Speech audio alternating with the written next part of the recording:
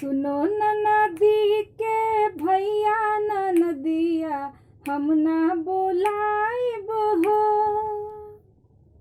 सुनो नदी के भैया नदिया हम ना बोलाइब हो।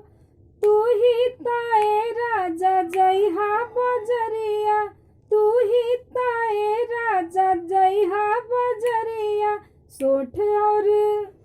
सोठ और हरदी ले अइहा नदिया हम ना बोलाइब हो।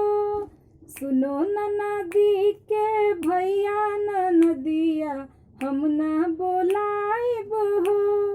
सुनो नदी के भैया नदिया हम ना बोलाइब हो। तू ही ताए राजा गोड़वा दबैहा, तू ही ताए राजा गोड़वा दबैहा। तू ही हमर कमर दबैहा नदिया हम ना बोलाइब हो।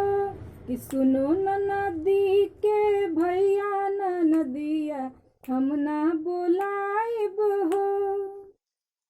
सुनो नदी के भैया नदिया हम ना बोलाइब हो। तू ही ताए राजा पसंगी जियहा, तू ही ताए राजा पसंगी जियहा। तू ही हमर साउर गोरिहा नदिया हम ना बोलाइब हो। सुनो नदी के भैया नदिया हम ना बोलाइब हो। सुनो नदी के भैया नदिया हम ना बोलाइब हो। तू ही ताए राजा हलवा बनैहा, तू ही ताए राजा हलवा बनैहा। तू ही हमर सागुन निकलिहा नदिया हम ना बोलाइब हो। तू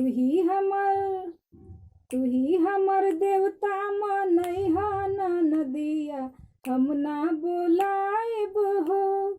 सुनो नदी के भैया नदिया हम ना बोलाइब हो। सुनो नदी के भैया नदिया हम ना बोलाइब हो।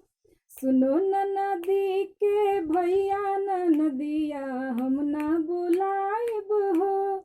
सुनो नदी के भैया नदिया हम ना बोलाइब हो।